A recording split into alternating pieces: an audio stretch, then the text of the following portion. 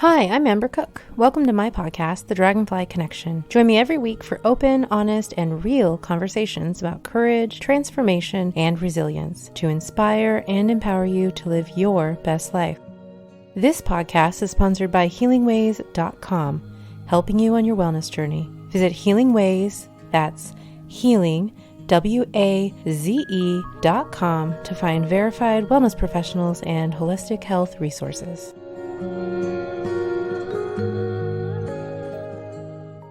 Wow, this is a great episode for me, for you, for everyone right now, no matter what. In these ever-shifting, intense, emotionally charged times, it is still possible to live our yummiest, most fulfilled, joyful lives. If you're thinking this is a nutty concept, then this episode and all that my guest, Danae Palmer, has to offer is what you need right now. I'm sure of it. Danae is so inspirational and joy-filled. There's no way you're going to end this episode not feeling more joyful yourself and inspired. Danae Palmer is the author of Baptized by Love, a yummy guide to daily miracles. This memoir is a story of forgiveness, redemption, and the restoration of self-love and abundant joy. A resounding promise that no matter the heartbreak, violence, or trauma you've experienced, you can use your pain to uncover a life of present joy. She's also the author of Coffee with the Divine, a yummy guide to daily miracles, and the host of the Yummy Way podcast. Much of her adult life was spent as a psycho-spiritual mentor and metaphysical minister, coaching others to live their true, authentic lives. In this episode, we will talk all about her story. After listening, you'll definitely want to connect with Danae at her website, theyummyway.com. The direct link is in the show notes. Also, join us in the Dragonfly Connection Facebook group to let us know what you thought about this episode. You can even tag Danae with questions. And I just wanted to give you a heads up in case you missed my social media announcements. This will be my last interview episode for a little bit. I know, I'm sorry. Thank you for hearing that and being a little bummed, actually. But I will be back. I'm taking a page from Danae's book, not her literal book, although I'm sure it's in there somewhere, but her philosophy. If it doesn't feel yummy, I'm not going to do it. Now, I'm not saying doing this podcast doesn't feel yummy. It feels scrumptious. In fact, as you'll pick up on, I haven't recorded an episode in a few months and I really, really miss it. But I'm currently pursuing a new business adventure that also feels really, really yummy. But it doesn't feel yummy to try to do both right now. So I'm taking a hopefully small break from the podcast, and I'm also closing down one of my other businesses while I launch this new super duper yummy business. And when I say yummy, I mean yummy. I will be coming back sometime in October to tell you all about it and share the story of how it has come to be. It's really quite a story and one I'm really excited to share. But for now, it's Danae's turn. So let's hear her story. I'm sorry about your husband. Oh my goodness. Hey, it's what is. Yeah. Life's happening. And it just turns out that cancer's in our life now. And, from the moment we found out the diagnosis, we just thought, why resist it? It's happening. Might as well wrap our love around it and appreciate the moments we have together, however that looks, if it's in an operating room or if it's, the hospital or, one of his surgeries was, happened after COVID. And I couldn't even go in the hospital with him, Oh, wow. But that's what is, and I do not want to risk any kind of resistive energy at all. It's just like all of life happens, and we either resist it or we let it flow through us and appreciate everything, and that's how I look at it. So. Yeah. Live in your truth, live in what you preach to others, for sure.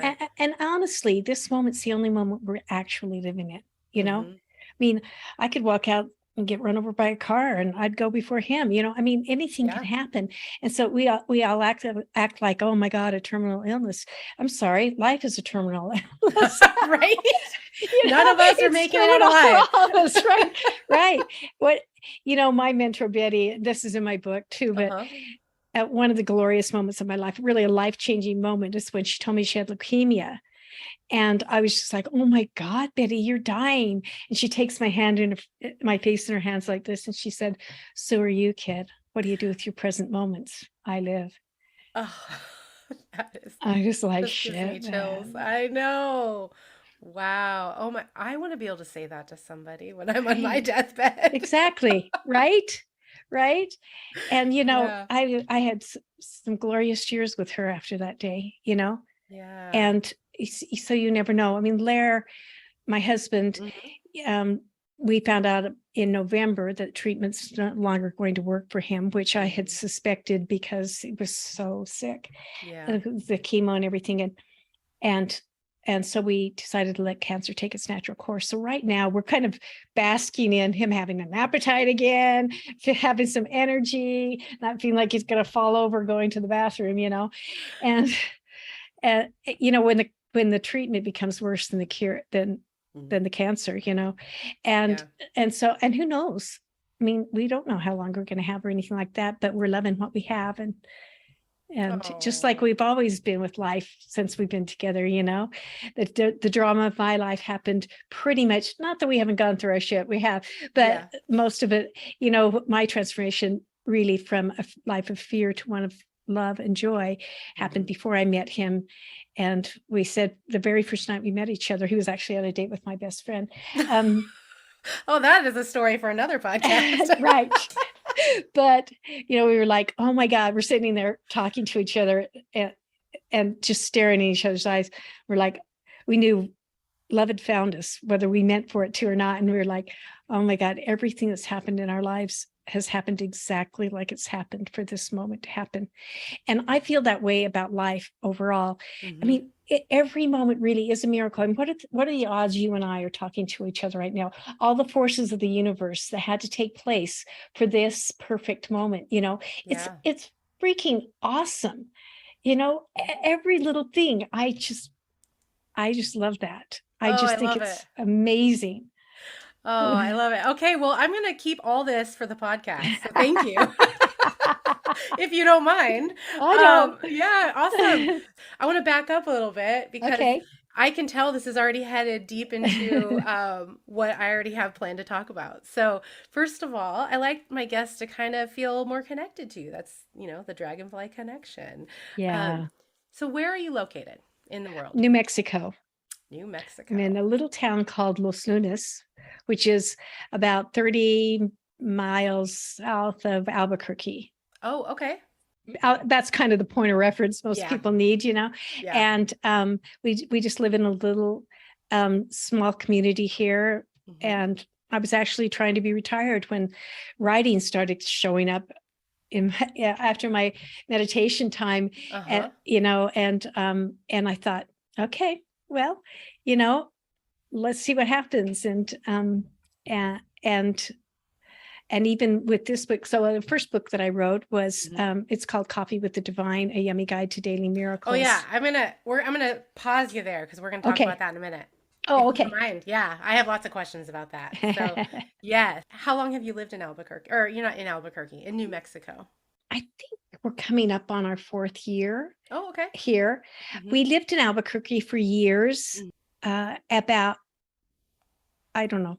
Anyway, well, my two youngest boys, Cole and Parker, Hmm. were school aged. We decided to unschool them, and there's a pretty thriving unschooling community here, Okay. that which is I don't know what you know about unschooling, but it's basically child led learning. You Hmm. know, it's learning through experience rather Yeah. than academics. And Hmm. it's not that as a child, as a kid's got an interest in something in this day and age, the internet and everything, you can find anything, but as they get interested in something, as parents, we try to foster that interest, Hmm. provide every opportunity for them to experientially learn about it. And that might include some academics, but a lot of times it's very practical application of things. That's the way my children learned reading, writing, arithmetic, is through what was interesting to them, and they had to use those skills in order to be able to get what they wanted out of it. Oh, cool. So So it was yeah. probably successful for all of you, for the whole family. Yes, both of them are entrepreneurs, Oh, and nice. And, as parents, I don't know about you, but when I don't know if you're a mother, but I am. when I became a mother, immediately certain scripts started filtering in my mind that I call it parent script, about what you're supposed to be like, how to be a good parent, what you're supposed to do. And none of them felt like love to me.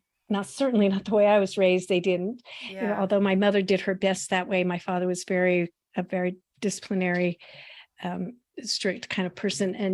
And so I really tried to let love guide me. And I had gotten this idea when I was doing all my work on myself that I believe that our children, all of us, come with everything we need for the destiny we're supposed to have. And our job as parents is to not interfere, but to foster that creativity and joy and their love for life and keep them safe. And beautiful. So that's basically it. And when I get caught up in the parent script, why didn't you guys clean your room or something? I'd be like, wait a minute, that's my shit. Sorry, guys. And I'd just be visible with them, with it, and authentically, and I think that has served us so well because we're so close. Oh, I love it. And believe me, I really messed up in the beginning as a parent, We all have those mess ups. We won't go into that, but yeah, I can definitely relate. So I want to ask you kind of just a fun question before we get started. I mean, all these questions are going to be fun because just the title of your business and everything, but we'll get to that in a minute. Okay. Last week in my Facebook group, I asked a question of everybody in there, and the question was, what movie, book, or TV show would you live in if you could, or if you had to, and why? That is an interesting question. I know. Boy. You're welcome to take as much time as you want. And what flashed through my mind, so I'll just go ahead and say go with the first one. And it probably has to do with what we watched this last weekend, but Outlander. Oh, okay.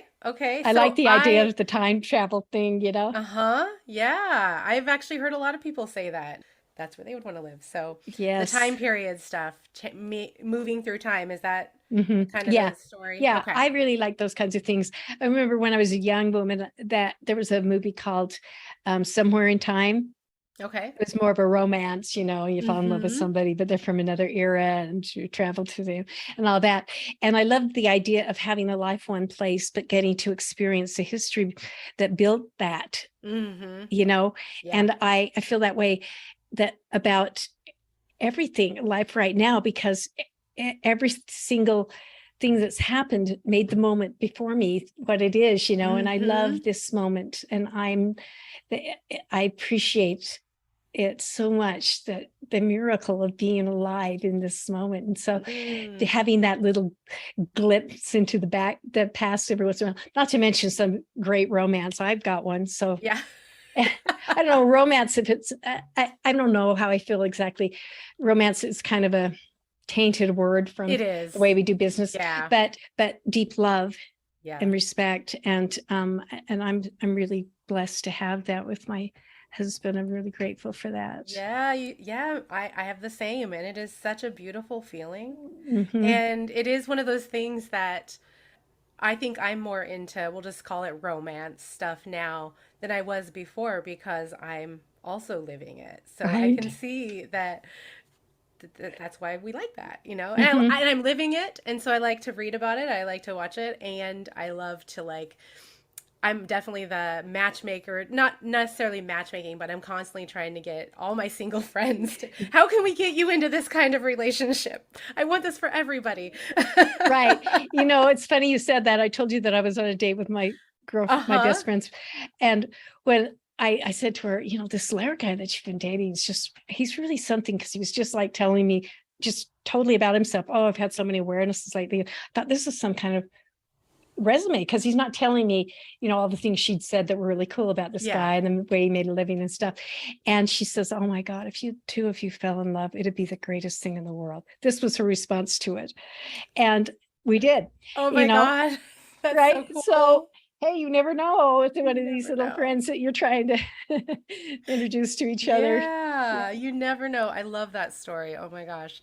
Okay, so speaking of stories, you have quite a few. The Yummy Way, which I love the title, is the name of not only your business and the work you do, but also your podcast. So I want to start out Right. first just introducing my listeners to what's the story behind the name, what's your mission, and then also, I know that there's going to be a story behind how this all came to be. So please share. Yes. Well, the Yummy Way, it's just how I started talking about my life as it started changing, as I'd be like, oh my God, that feels yummy. And I came to understand as I started really taking a deeper look at myself, Mm-hmm. that there was this internal barometer inside, and it either felt yummy or icky. Everything, life comes into us through our Mm-hmm. senses, and we experience it. And sometimes it just flows through us. Most of the time, things are happening all the time. We don't really take note. But then we have Mm-hmm. this experience where we resist it or we cling to it, you know? And when that happens, it doesn't flow as easily. It just doesn't, when it's flowing, it feels yummy. I'm aligned with my Mm-hmm. true self. But if I'm saying, oh, I don't like that, I something tightens up inside of me. It might be my psyche or my heart area.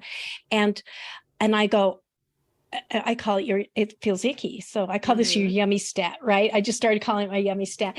And if it feels icky inside, then I'm not aligned, right? So Mm-hmm. it's telling me that I have a belief about this, that I'm resisting what life is giving me in some level, maybe because of something that happened in the past. And if it is something that happened in the past, then I can take a look at that. It's not now, so it's not real. So why am I hanging on to it? Yeah. If it's unresolved for me, can I forgive it and let it go? And Mm-hmm. maybe I won't even know why I'm glitching up inside, why I've got the icky feeling. But I know that if it's icky, I need to not try to push forward without pausing, just inviting myself to soften around the tension in my psyche, in my body, and invite myself to let it go so Mm. that I can let life flow through, so that I'm, because it's going to store in your unconscious, in your subconscious, Mm-hmm. if you don't let it flow through. It's the same thing if you have a great experience, you go, I like this. I mean, preferences are a little dangerous because as soon as I go, oh, I really like this, I'm almost saying I don't like something else. And then Interesting. if we try to cling to that, if we don't get it the next time, then what? Or we can't, so we're not letting it flow through either. And Mm-hmm. these preferences, and I started to just notice how much I did that in my life. And I was trying to actually control the flow of life by my preferences. And I'm sorry, you cannot control the flow of life.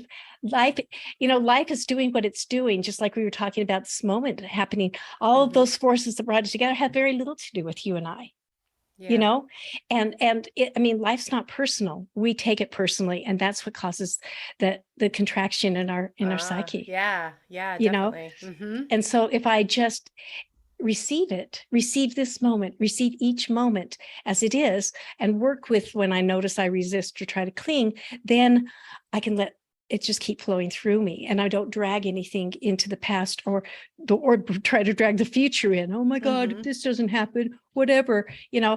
uh, it's either going to happen or it's not going to happen. It's none of my business. Well, if I'm not present, though, I won't be able to handle it. But when I'm Mm-hmm. present, I can always handle the present moment. How do I know? I've had how many present moments, and I'm still here, sucking air on the planet, right? Mm-hmm. So, right? Yeah. This thing about, oh my God, I can't handle it, that's just a lie we're telling ourselves. You've handled everything so far. You've just told yourself there was a better way or something like that. There wasn't a better way. It was what it was. And this taught me to let go of judgments. My judgments are Mm-hmm. always wrong. That they're always based on limited information. I don't have all the information, so I don't have any right to judge it. Plus, Yeah. judging feels icky. Yeah. It feels Doesn't icky. jive with the yummy life. Yeah, that's right. And so that's kind of my commitment to life, Uh-huh. is to start with the energy of love. First thing in the morning, I get up about 3 o'clock every morning. I made a date with the divine almost 40 years ago, and I've kept that date every day of my life. And I start out with saying, thank you, good morning, love. Thank you for my life. And I just let love fill every cell of my body. That's the energy I want to sponsor that day. Mm-hmm. And Yeah. that's the way that I start my day. Then I go to my yummy room and do a little meditation, and nowadays writing or whatever, spend the first couple of hours that way.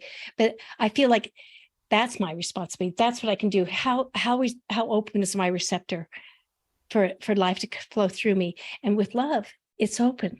It's already in receiving mode, Nice. Yeah. So, I want to talk. Well, I had another question, but I'm going to go back to the date that you made with the divine. Yes. I read that on your website, and so I was going to actually ask you about that. What does that look like? What did that look like? Tell us more about that. Well, That almost 40 years ago experience. I was it was actually a recommendation of my mentor, Okay. Betty, who I talk about in my book, but she recommended, I was, doing my usual thing with her one day, where I was talking about whatever thing I was doing. I just can't seem to keep the peace with me all day, and she said, make a date with God first thing in the morning and keep it. And I was like, I don't know, when you have these moments where you go, oh my God, this is going to change everything, That's how you you felt? know? And I mean, it was almost like time stood still for a second. And I just thought, oh my God, imagine that I would care enough about me.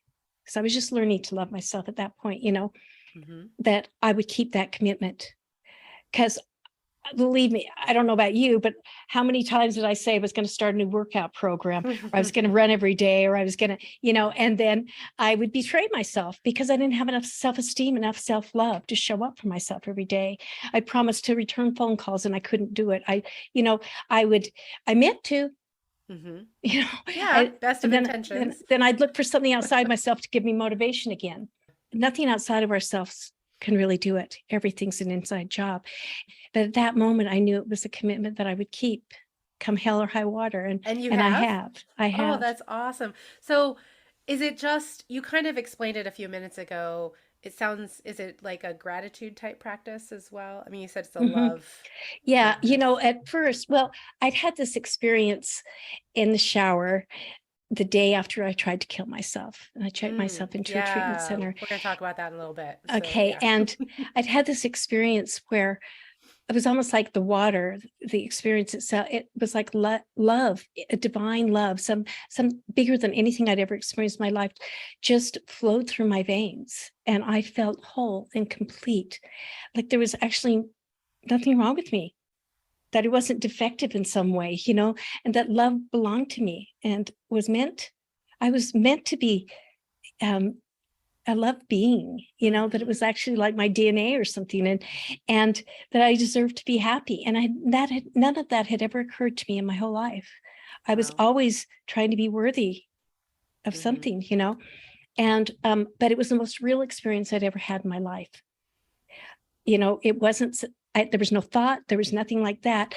And so I was graced with that experience of feeling that love. So it was that I first started to tune into every single morning, in the effort to not get caught up in my old script anymore, Yeah. and then when she suggested that, then it's hilarious when I think about it now. But the very first day, I had this idea as I was going. I had a beanbag chairs where I sat to do my Okay. meditation. Had a little journal, so for notes with God, right? But I imagined that I was stepping into an ocean of unconditional love, and I just let it kind of see, every step flow up my body until I sat down in the beanbag chair. And how much of that's imagination or, a sensual thing that I'd put, Yeah. but it was the intention I had. And I think that's one of the important things about deciding to start your day with the divine. It is your intention. And there's no line between what imagination is in this world and what receiving life is, Hmm. because there's no fine line there really, because part of what we're receiving activates our imagination, right? Yeah. And Yeah. through will, we can use it in the reverse. And so I started that, and I had, I made some promises to begin with, to be open. basically, Mm-hmm. and of course, pretty quickly, I started deciding I wasn't doing it right. No, you probably can't relate to that's right. I'd be like, so of course I start reading books, taking Zen meditation, transcendental meditation, and really mess the whole thing up, because I had this idea of what it was supposed to look like. And I think this is what gets in the way. I thought I was supposed to become some kind of enlightened being. Mm-hmm. And I mean, today I recognize that enlightenment is being totally present in the moment we're living in, because that's the only moment there is. Totally present and receiving it fully without resistance. That's enlightenment. That's as good as it gets. Yes, thank you. Yeah, I love it. This is the moment, right? Right. Well, we always try to complicate things. Yes. And for me, I just did, because that's the way of it. And after, I mean, I finally had this experience where I just said, fuck it. You're going to have to show me how this goes, because I can't listen to this craziness anymore, and just saying that let me let go. Like a surrender. Yeah. And that was the first piece I'd had since I started taking over my meditation time on my own, and so, and the gloriousness of that was that I realized that I can't know. Just like any moment in this life, I can't know ahead of time. Mm-hmm. It is in presence that I hear the voice of the divine. I feel the experience of the divine. And if I try to decide how it's going to be, I can't experience it. Right. Because you could be stepping in the way of something exactly way better even than right. what you're imagining. Even if it's something that I would tend to think, like a pain in my back or something like that, there's a reason. But if I say I don't want it, I'm getting in the way of finding out why it's happening for me. Right. Yeah. And so instead I go, oh, pain in the back. Just receive it and notice it, soften, and let it be, Yeah. And so that became, and basically what happened is after that, I would just notice the thoughts that were going on in my head and let them do whatever the hell they wanted, while I kind of slipped back behind them. I just let my mind, let my being really slip back behind them, let them do what they wanted. Notice emotions would come up. Sometimes tears would just flow, and I just let them be what they were. But I'm the one that was noticing. And I really got in touch with being the one that noticed I'm not my thoughts. I'm not my emotions. I'm not the experience of life coming in through my senses. I'm the one that notices. I'm the one that's having this experience. That's my life. Oh, I love it. Very yummy. Yes. Very yummy. And that's yummy. Exactly. Yes. And noticing those things about ourselves is so yummy, and because I would notice these things, or even if I started getting caught up in the spin in my head, and I'd notice, I'd be like, what the hell's going on up there? Oh, that's that story. The second I realized I'm noticing, oh my God, I just love myself for that. I mean, that's one of the things that really kind of stabilized this sense of self-love that I had. I really like the girl that shows up to that and notices, Oh, I love it. Oh, yes. Okay, so we're going to talk more about that girl. Because I gather from just a little bit I know about one of your books, we're going to talk about both, but the first one, Baptized by Love, How I Found Present Joy and Never Let It Go. It sounds like it's probably about your healing journey. You just mentioned something about a pretty deep mental illness, a challenge that you have gone through. So share with us a little bit about those challenges. You mentioned even like possibly suicidal thoughts. Yeah, what were the struggles that you were working through, and what, besides this beautiful ritual that you have, what were some of the other things that got you to where you are now? Well, I grew up in like I mentioned, that my father was very disciplinary, and I grew up afraid. As far back as I remember, that's the first feeling I can remember. Afraid. That's the first. It infused everything in my life, and I deferred to authority figures. Whoever wielded the power was the person that I tried to please, to become worthy of acceptance and love. And I think that a lot of us from all kinds of backgrounds still get that. We get this idea that our parents are authorities, and that we need their approval in order to, as a parent, I'd say we need their love. Thanks very much. And I hope that we raise our children to improve of themselves. Yeah. And as a result, when I started to meet men and stuff, I migrated toward the same kind of domineering. Love to me was like someone who I was always trying to earn their love, that disapproved of so many things that I could fix to get better, to be a more worthy person. And I ended up in a relationship with an abusive man. And ultimately he ended up burning my son's hands. And I mean, it's one thing with me, right? I got myself in that problem. I'll get myself out, kind of thing. But it was also the catalyst for me to change my life, because when I took him to the emergency room and all that, they, called child services and took my children from me. And that I couldn't live with that reality. Yeah. I couldn't live and I couldn't die. And so I decided to put a shotgun under my chin, and I tried to pull the trigger. For some reason, I couldn't get the job done. I couldn't even do that right, I'm so glad you failed at that I know. But in that moment, I just said, look, if there's a God out there, please take my life from me. I don't deserve to live. I don't deserve to be a mom. I can't do this. I died inside, the Danae I knew, and I was completely open to another way. And the thought came to me to check myself into treatment at a place called the House of Hope, where my sister had been in treatment before and failed at it. But it was the only place I knew of where a person could change their whole life. And luckily I definitely qualified. As one of the ways I dealt with the circumstances of my life, feeling like a bad mom, being addicted to this man, was using drugs and alcohol. Okay. And so I definitely had them as an escape. I didn't know I was an alcoholic. It turned out I was, but, it's one of those things where you go, oh my God, an alcoholic. And thank God, because it's such a gateway.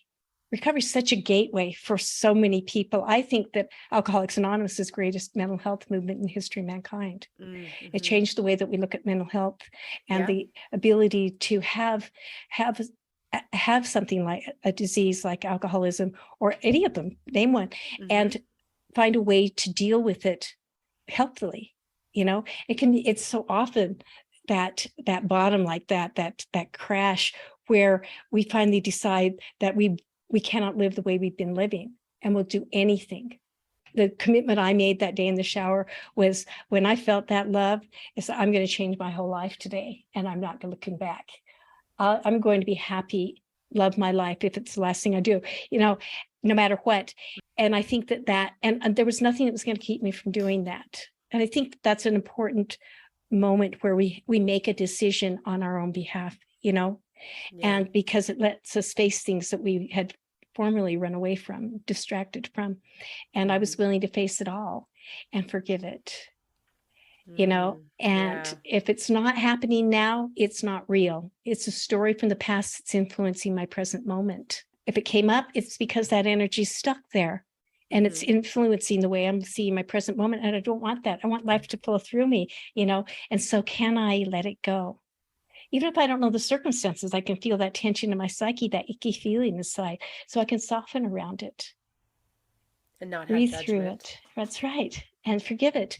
And then, feel the love that wants to rise up anyway and flow through, And so I was so fortunate, because I met Betty right away, and she was miraculous. And she was just like this really vibrant, bold, audacious broad, and I adored her. And so I was so fortunate to work with her for several years before eventually the leukemia took her. But as a result, I not only emulated her, but together we took a look at what my belief system was. And I always had that constant thing where she'd say, why are you treating yourself this way, by the way you're judging this circumstance? Or, and I learned a way of a dialogue with myself and the world that came from love instead of fear. And eventually I started working with other people. I was invited to work at the very same treatment center I'd gone through, and went back to college, and, all of that. And then became a minister and did some psychospiritual practice for a long time. And not only that, and repaired my relationship with my children down the road. And many years later, I decided that I'd reparented myself, and I loved myself, and I had all this love just bursting out of my heart. And I thought, if you could see fit for me to have a couple more kids, I sure love it to be a mom again. And I decided to have Cole and Parker. And so there's a big time difference between my two sets of kids. But what's the age difference between the two sets? My oldest is Randy. Okay. She's Lynn in my book, but she's 45. Okay. And my youngest is Parker. He's 25. Wow, 20 years. Okay, I have a 14-year difference between, I just have two kids, but 14 years between the two. So you have beat me. Yeah, it's something. So when I had Cole and Parker, Randy and I are so close, and people are like, who's the mom? I'm the mom of all these guys. Best job in the whole wide world. Yeah. Oh, I love it. I love it. What a wonderful story. So it sounds, so then you did remarry and found your partner that you have now, who's also your partner in your podcast, correct? Yes, he is. Yeah. Actually, Parker and Cole's dad was a donor, but I was still nursing Parker when I met Lair. So he's been their dad their whole life. And I started the podcast with Parker. Actually, we were having all these really yummy conversations. He goes, we should just press play and start doing a podcast. I mean, he's that generation, right? And I was like, oh my God, that sounds like a fun idea. We could call it the Yummy Way, and because every conversation was kind of like that. Okay, I've got this struggle going on. Why is it that I'm letting my brain bother me? What story am I telling myself? And we were always dismantling these beliefs and stuff, and finding other ways to look at it that were self affirming rather than abusive, and just the joy of that. And then it came a point, about a year and a half down the road, where he's like, so it doesn't feel yummy to do the podcast for me anymore. Mom can do these other endeavors. And I'm like, okay. So, which is always my commitment with everything. If it doesn't feel yummy, I'm not going to do it, because it's not authentic. I don't do anything out of obligation. I don't do anything I don't want to do, because believe me, I want to be full on present and authentically alive. I don't want people hanging out with me if they don't want to be with me. So why would I do it? Right. So that's how I feel about everything. And so I said to my husband, hey, Lair, Parker doesn't really want to do the podcast with me anymore. I don't know if I feel like doing it. He goes, I'll do it with you. I'm like, dude, that's fantastic. Because we're constantly in the conversation with each other. We've been this way our whole marriage, just amazing conversation all the time. And recently, the last while, especially since he went off the chemo, we've been doing kind of an ongoing living with cancer thing, because we feel like we have the right approach to it. It's what is, all of life. Say yes to life, whatever that is. It's the gift you're being given. That's it, man. It's not personal.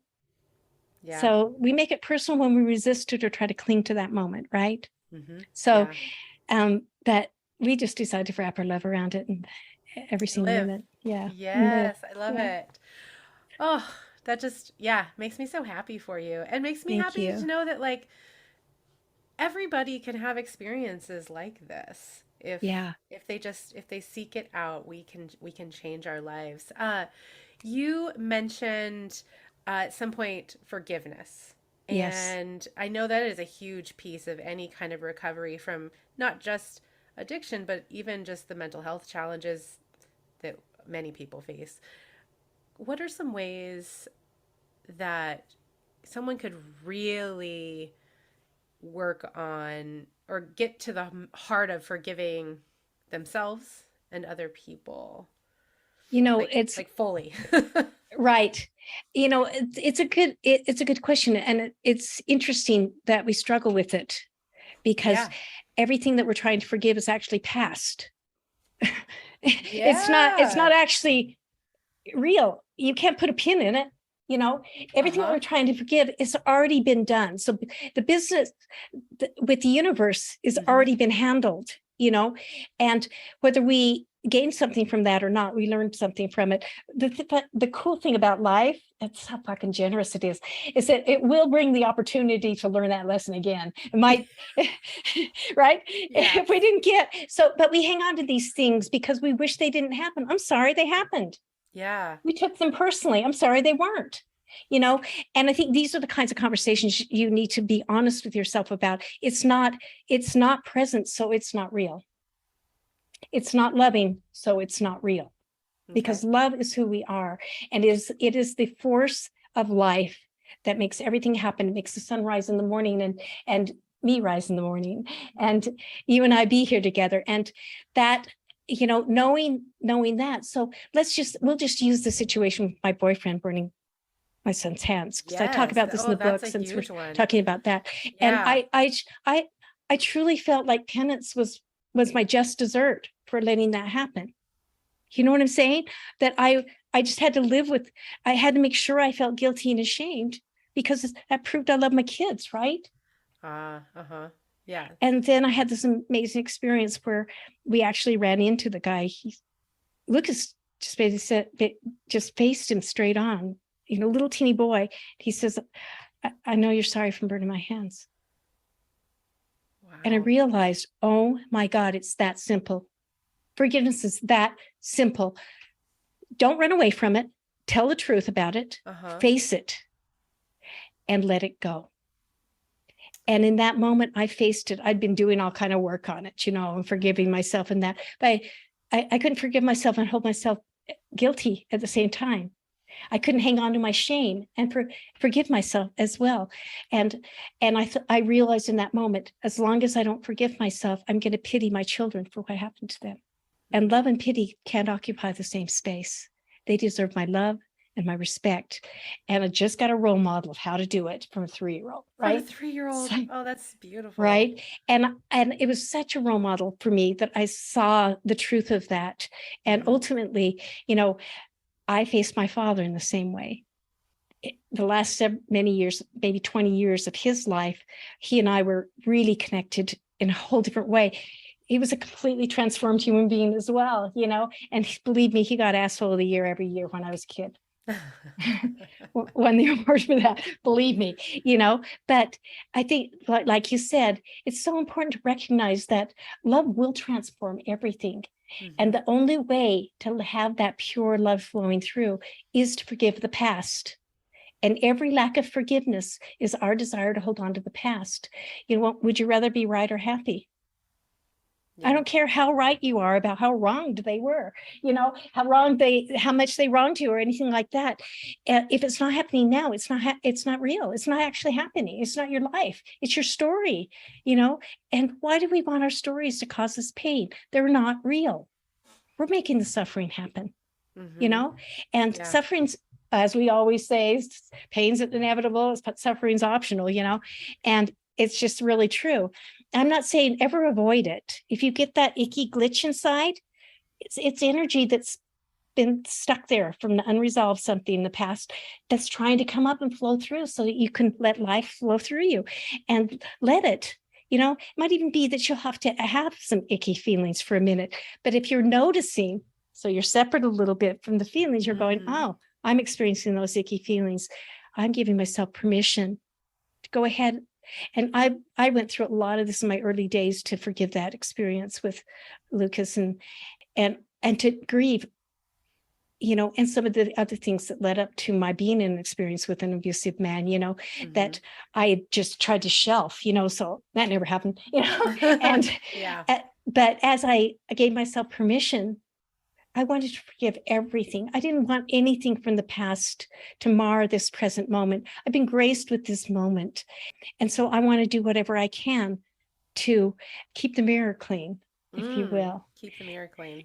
And so, if it came up, I just let myself fall. Even writing the memoir, I was never going to write a memoir. Everybody thinks their story is so great, but as I started writing, I was going to write a book called The Yummy Way, Saying Yes to What Is, and just talk about my philosophies, tell some of the stories. So one of the stories, as I started to write it, I realized it was almost like this other voice. Yesterday, Danae was there talking to me and saying, I have a story to tell. And I think that's what you need to write this about. And so I surrendered to it. And it actually came flowing through me, and I wept there, and it was such a glorious experience because I really loved this courageous young woman who somehow pulled herself up and surrendered herself to the divine and to the people that life brought into her path, and took note of the gifts that were being given her and did something with them, did the work, moment to moment, and looking at her from the compassion that I have as a woman now, and just letting her have that voice she didn't get to have, but from this adult woman's perspective. And a lot of us say that we write our books first for ourselves and then for our audience, and I didn't know that until I was doing it. I feel like I gave that girl a gift, yesterday, a gift that I couldn't have done any other way. And I think it turned out marvelously, and it did turn out to have a lot of the same philosophies and things I was going to put in there anyway, because that's the way I transform my life. Right. And makes sense. Ultimately it started working with other people and helped them. So that, that was it turned out to be great that way for me. Yeah. Well, I've heard that from a lot of people that have written, mainly self-improvement books, but other books as well. It's part of their healing journey. It's a healing method for them as well. And that's exactly what it sounds like it did for you. And then why not then let it be something to help other people? Like, how beautiful is that? So I want to just really quick talk a few more minutes maybe about forgiveness. Were there, besides surrendering and having your practice, your love, your date with the divine every day, there's just a ton of tools that people like to throw out there, like writing letters to people for forgiveness, or just journaling or meditating. Are there like some concrete things that you did, or was it just severe, just being in the present? First, accepting it. Yeah. Okay. Acceptance is such a crucial piece, So I noticed that if I'm resisting some memory or something that happened, where you have, it could be a conversation. Oh, I really wish I would have said that. Or, oh, how could she be so mean? Or, some kind of bullshit, something that would make us we'll call it a small forgiveness that needs to happen. Right. But that very thing can make me avoid her on the street. Right. Yeah. It somehow diminishes my presence in the world and the rights of the dignity of all human beings is presence in the world. Right. And so first I accept that just happened. The story that it should have gone a bit different way, which we always do. I always should have said that.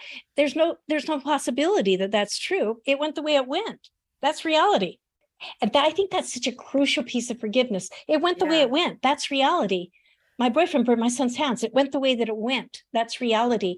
And saying, oh my gosh, why did I ever get involved with him? How could I have put my children in his care? All of that shit means nothing. That's just a story to beat myself up with. And realizing the difference between what actually happened. It happened. It went that way. It couldn't have gone any other way. How do I know? It went the way it went. That's such an important thing to realize about life. It's not personal. I don't care what I say about it. The story is always personal, but what happened wasn't. It was just life happening. And the gift of it is there's always something for me to learn and grow with. But as long as I wish it didn't happen, as long as I try to tell a story about it, I can't see that gift. Yeah. So first I recognize what happened. It's not personal. I don't care and I've just told a very personal story, right? Yeah. But it was just life happening. It couldn't have happened any other way. And I accept that. And the past is gone. It's not happening now. I'm the one that's dragging it into the present moment. And that influences, it's like putting color on my vision of the world, so I can't really, it influences how I see everything as long as I'm dragging the past into it. But the past isn't actually real. It's not, there's no chance that it's real. And so I recognize that. So if it's past, and it's not real, can I let it go? can I let it go? And I might have to do a dozen times with some of these things, maybe 100, maybe 1,000. Yeah. And one of the ways we can do that is share our truth with another human being. Yeah. And, I mean, literally for me, there have been moments where I'd be keen on something. I'd go, oh my God, that's such a big awareness. Hurry and write it down, right? Somehow get it outside of the spin in my head, because it has a pathway already. Yeah. It's already built certain neural pathways to avoid that pain. And so I want to do something different to change that pathway. So if the only thing I have is me right now, I might speak it out loud, but I'll definitely, if I can write it down, I'll write it down. I'll grab the person next to me on a bus stop and start talking about, oh my God, I just had this awareness. I don't care, because especially connecting with another human being, I've just gave myself to have permission to breathe air on the planet. That what I'm feeling, what I'm thinking, the awareness I'm having matters. It matters to me. I'm giving myself permission to have my voice about it. This is the way I learned to have my permission. Is I gave it to myself. I finally figured that shit out. Nobody was going to give it to me, And so that's another thing that you can do. Somehow get it outside of yourself. If you have to do it 100 times, people in your life are sick of you talking about it. Not saying talking about it like you were wounded. Don't let your victimology run the story. Yeah. But you talk about it from the awareness. So you're aware of what the story is. This awareness is what's talking. It's the person that's noticing the story. Going, I'm noticing the story. And you can start your conversation by saying that I'm noticing the story that's spinning in my head. And I've been living true to that shit and it's 10 years ago, right? And so I don't want it to influence my moment anymore. And when you've couched that way, you've already set parameters for it, for the ending of it. To influence your life. You see, we talk about it when we spill it in front of another person, from the perspective of, I'm doing this so that together, by joining together our energy of acceptance through your listening, my sharing, I'm letting it dissolve into the nothingness, where it should be, or into a memory. But now my memory gets transformed. Like I talk about the situation with Dick burning Luke's hands, right? Like, and that's because it's part of the whole story of my transformation now. Without it, I might never have changed my life. Yeah. I could have been like 100,000 other women who ended up drug addicts and alcoholics, lost their children, never got them back, got themselves in much worse situations, But by the grace of God, I didn't. And because I faced it and brought love to the equation and forgave it, letting the past go, recognizing it's not here, giving myself permission for that, for not to influence the present moment. And obviously, if you're alone with it and it's really bothering you, to sit, like we talked about with the meditation, where you're resting as awareness, and you notice how the story is just driving you nuts. You just witness those thoughts and you remind yourself that it's a story and that you're in the process of letting the past be the past. And let yourself just love yourself for doing that. You don't have to change anything else yet. Love will do the work for you. Oh, that's great. Love will do the work for you. Oh, I actually needed to hear that today too. I'm not going to go into my personal story, but I had something recently that threw me into, oh, I guess I need to work more on the forgiveness piece. So I appreciate that. Just everything you said. I'm like, okay, I'm going to approach this in maybe a little bit different way than I have and see if this works better.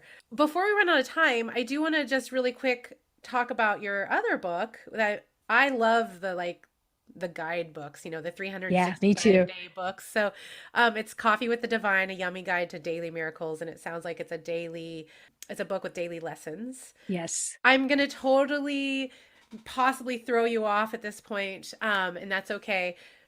We'll just roll with it. Do you have the book with you nearby? And if so, I do. Would you mind reading a lesson for today out of there? Okay, hold on. Okay. Get the headphones back on here. Okay. Oh, how about this one? Let me perceive forgiveness as it is. There we go. Ooh, okay. Isn't it wonderful to see forgiveness from a whole new place? It's not that we have to do anything, merely let the faults be faults, seeking only the true. Forgiveness is not where we see the faults of others and pardon them as the bigger person, True forgiveness does not see error in our brother. The reason we make it difficult for ourselves is that we believe we must overlook the truth. Understanding that everything that happens in our world is an outpicturing of our own mind. We know that what we think someone has done hasn't happened in truth, but is a projection of an error in our mind. When we assign blame and then forgive, it's like a double lie. First, we believe sin is possible and has occurred, and then by pardoning it, we mock the truth of our brother, assigning us both to the imprisonment of guilt. The one we blame is actually a mirror reflecting the error back to us, so we can see it and choose again. Forgiveness lets us appreciate our brother's part in our healing. Forgiveness is the one illusion that corrects illusion altogether. True forgiveness overlooks the idea of sin entirely and sees directly into the innocence we share as children of the divine. I never need to seek out opportunities to practice the idea for today, because everywhere I go, I find the story of me. When my sister Dion relapsed, it hit me like a gut shot. She'd been sober nearly 18 months, the longest period in her life. I had it wired up that she was finally getting it. I had a whole vision of how things would go. Cue music, sober together, marching hand in hand. She called, obviously drunk, to tell me she wasn't happy sober and nothing I could say would change her mind. Well, certainly not while she was loaded. Holding the phone to my chest, I slid to the floor, defeated and afraid for her, tears streaming. When she came into the Western Institute where I worked, she was nearly dead from malnutrition and alcohol poisoning. It's a miracle she lived. I thought it was the big turning point. She'd be going back to panhandling for booze, putting herself in all kinds of difficult situations, dangerous situations, like she'd done for the last 30 years. That thought was like a flip switch. Who am I to decide that sobriety is better for Dion than what she chooses? Let me perceive forgiveness as it is. Instantly, the fog of judgment lifts. Dion is due my wholehearted honor, love, and faith. I don't know, because I only see what is put there. I open my mind and let the light come flooding in. Immense love washes through me and speaks these words. I love you, Dion. I know that the divine is with you and in you. I honor your choice to find your own way and not mine. I extend my faith and love to go with you wherever your life takes you. I mean it with my whole heart. I truly could not see a problem with your choice. God's got this. It's not my business. My business is only this, to love with complete abandon and trust. This holy encounter was the last real exchange I had with Dion, for which I am truly grateful. Woo! That's awesome. Thank you so much. And thank you for just rolling with it. Oh, that's good. So there's 365 lessons similar to that, but all about different things to make our lives more yummy. So many of us have latched onto little mantras and affirmations and stuff like that. And this is really to undo the programming. These lessons are to undo fearful thoughts and endorse our natural loving thoughts about life. And each one has a little story about how I've practiced that lesson, like this one we just read. Oh, beautiful. Well, thank you. Thank you for reading that. Is there anything else that you would want to share with people that are, struggling right now? Just any more uplifting words or wisdom? Because there are a lot of us in the world, with all the things going on that need a little extra right now. Yes. I think, basically I've touched on this, but things I always say to myself when I'm noticing, let's say I'm scrolling through my feed on my phone or something like that. And I'm like, oh my God, I can't believe he said that. Or I can't, or I'll be overwhelmed, like what's happening in Ukraine or with the pandemic or something like that. And of course I'm going to feel, especially like the shootings, right? Right. This immense grief, right? And my judgmental brain wants to make something wrong with them and something right with me because I don't do that shit, right? I mean, but that just interferes with the experience that's being graced me right now.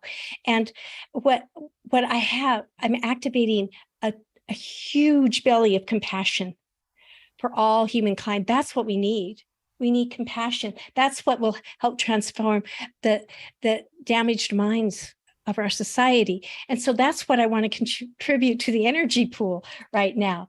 And so, like I said earlier, if it's not happening now, it's not real. But if it is happening now and we're having big feelings about it, the way that we let them flow through is notice the feeling beneath, like the agony we experience when we hear bad news. Notice the feeling beneath that and recognize the compassion that's there, the thing that connects us as one being in this glorious universe of diversity, and feel into that. Let yourself shed the tears. I bawled like a baby every time I do, but I don't stop myself from that either, because the more each of us gives ourselves permission to feel all of our feelings without not giving ourselves permission to feel a victim of it. It's just happening. It's not personal. That's the other thing. Recognizing it's what's happening. There's been shit like this going on since the beginning of time. Study any history at all, that the struggle of humanity is always between those two, love and fear inside of us. And the war is within ourselves. And sometimes it ends up attacking other people. And it doesn't help to attack them mentally in our mind. That just adds to the fear pool of the energy stream, right? Fear pool, and so instead we can have compassion. And sometimes it's really difficult to do that. But when you really think of it, as we're all beings, we all have a story. And sometimes that plays out in a very difficult circumstance. There's no chance that adding compassion to the pool, I can love them because they're a fellow human being. I don't have to like the shit they're doing. But everyone that deserves the dignity and grace and right to be here, everyone. That's why it hurts me so bad when I see unnecessary death, what I would think is unnecessary. Anyway, right? Yeah. And so that's kind of it. So I say, if it's not happening now, it's not real. If it's not loving, it's not real. And those are the things I say to myself when I get glitched up. So what is real? What is happening now? And can I love it? And can I just sit with it long enough until I can feel the love rise up within me so that I can let that moment go and be present in this one? Yeah. Nice. Thank you. Yeah. And you mentioned feeling the feelings, which is super important, which can't be just said enough, because I think when we don't feel the feelings, it does add to that mental load, that pool of fear, and that starts with ourselves and feeling the feelings and not judging ourselves for them. Right. That thing that we were talking about earlier where, so we're having feelings. Say I'm really pissed off, right? Yeah. I'm not the piss off. I'm the one noticing I've got pissed off emotions going on. And that's such a crucial thing. So I think so often this is how we stay away from being a victim of our feelings and let ourselves have them. They're part of life. You're supposed to experience life. That's why we're here, right? So, and why we have emotions is to experience the fullness of them. But if I notice that I'm not the emotions themselves, this is the experience I'm being given. Then I don't have to get caught up in, my preferences. I don't want to be feeling this. You're feeling it. So, stop the judgment of it, quit the preference on it, give it everything and love yourself for giving it to yourself. That's beautiful. Oh, thank you so much. So Thank yummy. You. Yeah, I will definitely have to listen more to your podcast, and I will have the links to your podcast and all the ways people can connect with you in the show notes. I appreciate having you here so much. It has. Oh, thank you.